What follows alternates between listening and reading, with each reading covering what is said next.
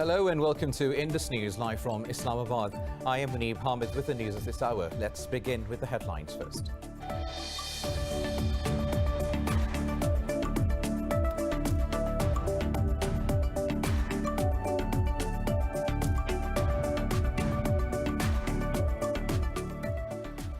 Argentina has become the fifth country to cross 1 million COVID-19 cases with over 26,000 deaths.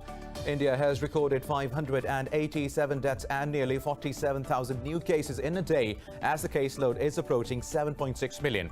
Here in Pakistan, 14 people have lost their lives to the virus overnight, taking the toll to 6,673.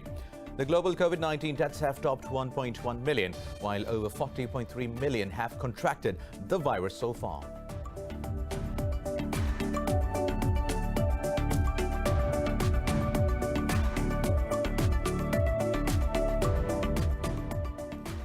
The Taliban say their negotiating team has held another meeting with Kabul's contact group in Doha.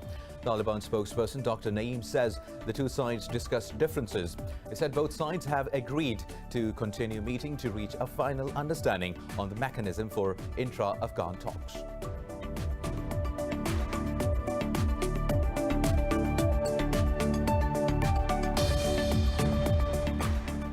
China has urged India to return the soldier held by its army after he strayed into the Ladakh region.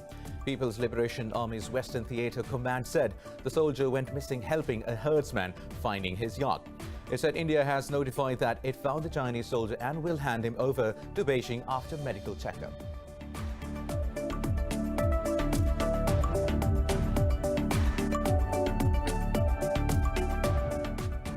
In Nagorno-Karabakh, authorities say 19 more soldiers have been killed in the latest clashes with Azerbaijan's forces. The death toll from 23 days of fighting over the disputed region has now risen to nearly 730. The fresh clashes have dealt another blow to the fragile truce announced on Saturday.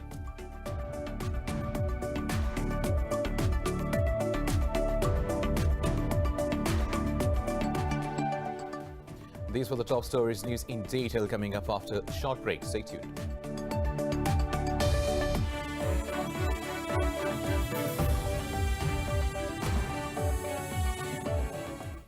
Welcome back. Now let's have the news in detail. We start from Argentina, which has become the fifth country to cross 1 million COVID-19 cases with over 26,000 deaths. While India has recorded 587 deaths and nearly 47,000 cases in a day as the caseload is approaching 7.6 million.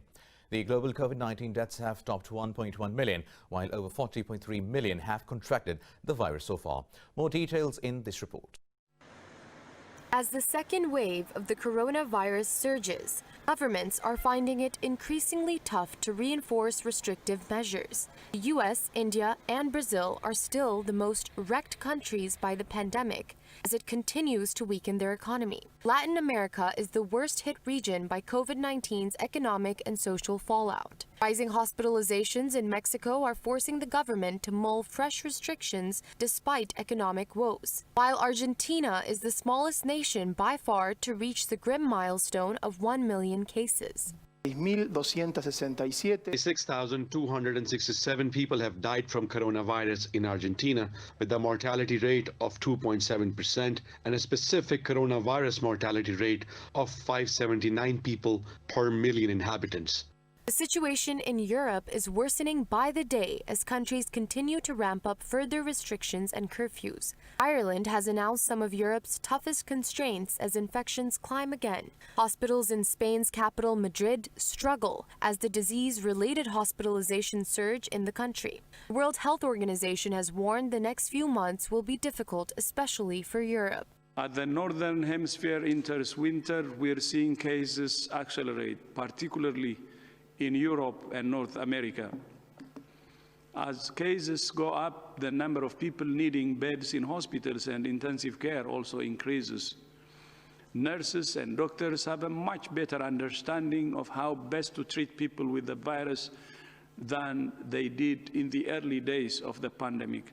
Meanwhile, South Korea's new cases remained under 100 for the fifth consecutive day. However, health authorities remain vigilant over cluster infections at risk-prone facilities such as hospitals. Meanwhile, in Pakistan, COVID-19 has claimed 14 more lives overnight, pushing the death toll to 6,673. The Health Ministry says 625 people tested positive for the virus in the past 24 hours. The ministry added there are over 9,400 active coronavirus cases in the country. It said out of over 324,000 countrywide cases, more than 307,000 have recovered so far. The ministry said over 142,000 cases have been detected in the province of Sindh. In the capital, Islamabad, some 18,000 cases were recorded, while Punjab has reported more than 101,000 cases. Still in Pakistan, where security forces have killed 2 terrorists in an intelligence-based operation in North Waziristan. The military's media wing said the militants were involved in the several terrorist activities. The ISPR said the terrorists were involved in the killing of civilians and attacks on security forces. Earlier on 5th of October, security forces killed 2 other terrorists in an operation in the same district. They also arrested another terrorist in the operation. Now, the Taliban say their negotiating teams has held another meeting with Kabul's contact group in Doha. Taliban spokesperson Dr. Naeem says the 2 sides discussed differences. He said both sides have agreed to continue meeting to reach a final understanding on the mechanism for intra-Afghan talks. The 2 sides have held multiple meetings since September 15th to establish rules of engagement. Meanwhile, United States envoy Zalmay Khalilzad has urged both sides not to waste this historic opportunity to establish peace in Afghanistan.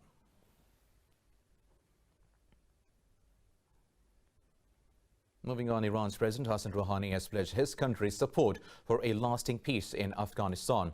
He said this in a meeting with Afghan peace chief negotiator Abdullah in Tehran. Rouhani said the U.S. administration is using the peace talks for its electoral purposes.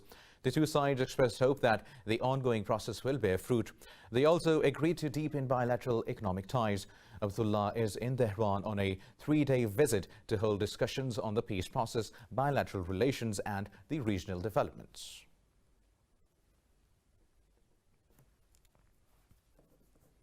Now, in Nagorno-Karabakh region, authorities say 19 more soldiers have been killed in fighting with Azerbaijan's forces. The death toll from 23 days of fighting over the disputed region has now crossed 730. Armenia and Azerbaijan accuse each other of violating a truce announced on Saturday. The ceasefire was agreed on after an earlier deal brokered by Russia failed to halt the clashes. Earlier, Turkey and Azerbaijan accused Armenia of committing war crimes by targeting civilians in the Azeri cities.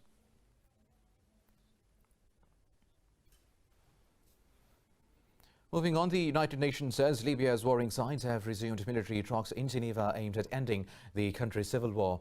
The meeting marks the 4th round of talks involving the Joint Military Commission under the auspices of UN mission. UN organizers say the round is expected to run through Saturday. They hope the 2 sides will reach a solution to all outstanding issues. Monday's meeting made up the security aspect of 3-track talks, also involved political and economic discussions. The Geneva-based military talks came ahead of an upcoming political forum in Tunisia in November. Last month, the 2 sides reached the agreements to exchange prisoners and open up air and land transit across the country. Now, early voting has kicked off in U.S. state of Florida with barely 2 weeks remaining in the presidential election. A record 30 million Americans have already cast ballots nationwide. Details in this report. The battleground state of Florida can decide the fate of November 3rd presidential election. Pre-poll surveys show Democratic candidate Joe Biden has a lead of 2% over President Donald Trump. In wake of the continuous crosstalk in the last presidential debate between the 2 contenders, the Commission on Presidential Debates has decided to mute the mic of the candidate who speaks out of turn under debate rules. Meanwhile, President Trump headed to the battleground state of Arizona to campaign amid signs that Democrats are leading the surge in early voting. And this is such an important state. If we win this state, we win it all. This is such an important state. And I happen to love this state. President Trump also criticized his rival Joe Biden while speaking to the reporters. He is a criminal. He's a criminal.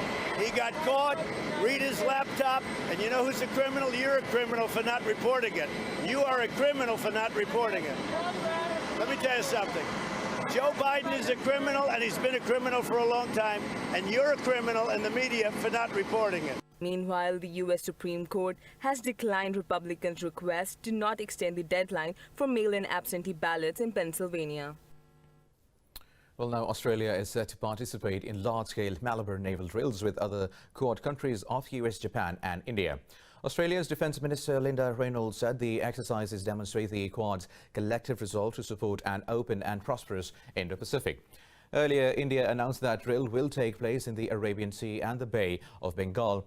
The area has been a hotspot for Indo-Chinese strategic competition. The drill comes amid China's diplomatic tensions with Australia, the United States and India. Now, the Cabinet of the United Arab Emirates has approved an agreement to establish full diplomatic relations with Israel. The Abraham Accords were endorsed ahead of the first official visit by a UAE government delegation to Israel. U.S. Treasury Secretary Steven Mnuchin said both countries are now better prepared to confront threats from Iran. Speaking in Abu Dhabi, Mnuchin and other U.S. officials will accompany the delegation to Israel today. Israel ratified the deal in a cabinet vote and a parliamentary vote last week. In September, the UAE and Bahrain signed agreements to establish ties with Israel. Meanwhile, Sudan says its removal from a U.S. list of state sponsors of terrorism will open the door for debt relief. Prime Minister Abdallah Hamdok said the African country has an external debt worth $60 billion. Hamdok thanked U.S. President Donald Trump for the move. He says Sudan looks forward to Trump's official notification to Congress. Earlier, President Trump said Khartoum has agreed to pay $335 million to U.S. terror victims and their families. President Trump said he will delist Khartoum once the amount is deposited. He said the new Sudanese government is making great progress. Now, Russia has denied U.S. accusations that Moscow is targeting officials and large-scale global events through cyber attacks. The Russian embassy in Washington said the U.S. claims have nothing to do with reality. Earlier, U.S. federal prosecutors have charged 6 Russian military intelligence officers accused of engaging in cyber attacks.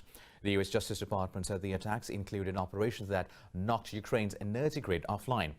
In an indictment, the department said Russian cyber attacks are interfered in French presidential elections. Meanwhile, the UK said Russian hackers tried to disrupt this year's Olympic Games, postponed due to COVID-19.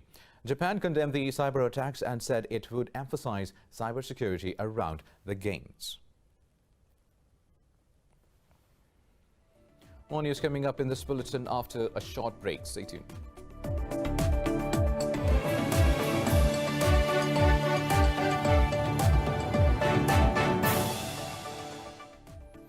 Welcome back. Now, in Colombia, thousands of indigenous people took to Bogota streets to demand an end to violence against social leaders and mass killings. The indigenous people are protesting the government's economic and social policies. President Ivan Duque dispatched a delegation of ministers and other high-level officials to hold talks with the indigenous groups. But the leaders declined to meet them, insisting they will only hold talks with the president. The protesters called for policies to guarantee the well-being of Colombians and indigenous people. Now, the European Union has extended sanctions against ISIS and Al-Qaeda and their members until 31st of October 2021. In a statement, the EU Council said the decision was taken in light of the ongoing terrorist threat. Sanctions consist of a travel ban to the European Union and an asset freeze for individuals. In addition, European Union persons and entities are forbidden from making funds and economic resources available to those listed. The list includes 5 people, 2 Algerians and 3 French nationals. The bloc has been imposing curbs on ISIS and Al-Qaeda as well as organizations associated with them since 2016. The European Union says its sanctions regime is independent but complementary to United Nations sanctions. Now, in the U.S. state of Colorado, thousands of firefighters are struggling to control the state's largest wildfire on record. The blaze grew markedly during the last few days, with smoke drifting over the drought-stricken state. The sheriff's office says new fires continue to erupt. A blaze burned some 8,800 acres and razed at least 26 homes. The latest figures from the U.S. Drought Monitor show the entire state of Colorado is at the same level of the drought. Officials say this is contributing to wildfires in the area. The Cameron Peak fire has so far scorched over 203,000 acres in the Arapahoe and Roosevelt. With more than 50 structures destroyed, another 50,000 are threatened and almost 13,000 people have been evacuated. Now, a blanket of smog engulfed the Indian capital as air quality dipped, causing breathing difficulties to residents. The U.S. Embassy in New Delhi shows the air quality index at unhealthy category, with the reading at 184. A level of 50 or less is considered safe. People said they could feel the change in the air quality as it was making them feel suffocated. After months of relatively clean air because of a lockdown imposed to fight the virus, pollution levels have spiked to their worst in 2 years for October.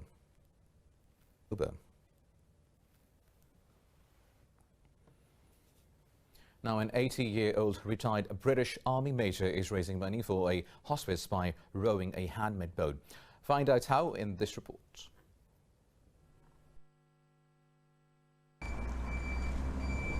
Michael Stanley, also known as Major Mick, is attempting to row 100 miles in a boat he built from corrugated iron. He wants to collect funds following in the footsteps of record-breaking fundraiser Captain Tom Moore.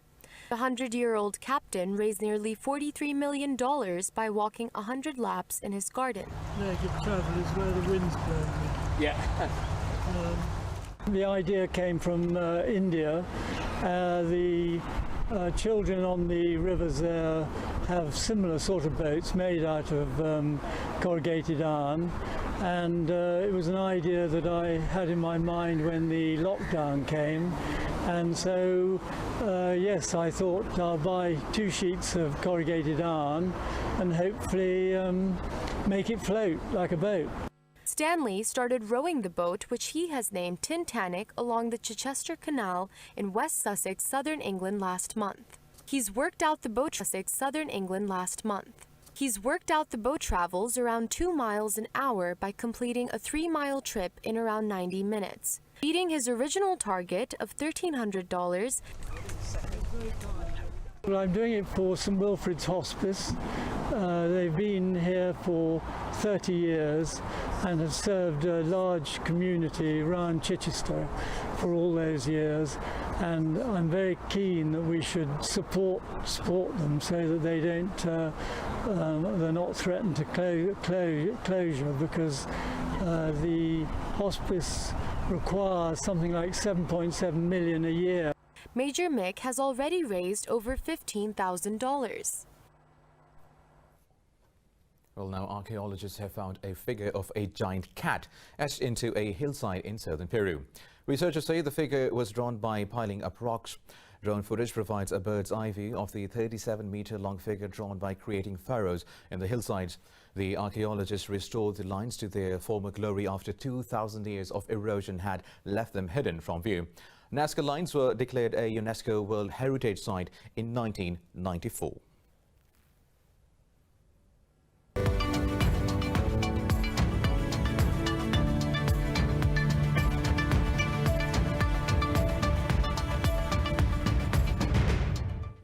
Now, OPEC and airlines have pledged action to support the oil market. This comes amid mounting concerns over a second wave of the COVID-19 pandemic. The group said worries of second wave will hobble demand. It said an earlier plan to raise output from next year will further depress prices. OPEC's biggest member, Saudi Arabia, said no one should doubt the group's commitment to providing support, while media reports claims a planned output increase from January could be reversed if necessary. OPEC and its allies, including Russia, have curbed output since January 2017 to try to support prices and reduce inventories. Now, stocks in the Asia-Pacific region are trading mixed as investors react to China's benchmark lending rate for October. Mainland Chinese stocks are trading mixed, with the Shanghai Composite down, while the Shenzhen component added close to 0.5%. In Japan, the Nikkei 225 and the Topix index shed over 0.5%. South Korea's Kospi is nearly 0.5% lower. Shares of South Korean automaker Hyundai Motor have dived over 3.5%, while Kia Motors tumbled over 2%. Australia's ASX 200 is also trading more than 0.5% lower, but Hong Kong's Hang Seng index has crept up above the flat line fractionally.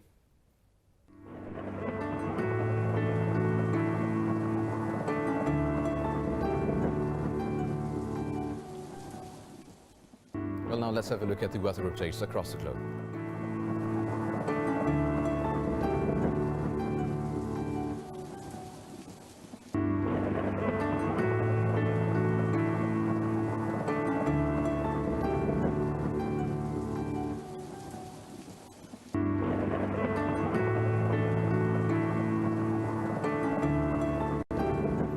Well, that is all for now.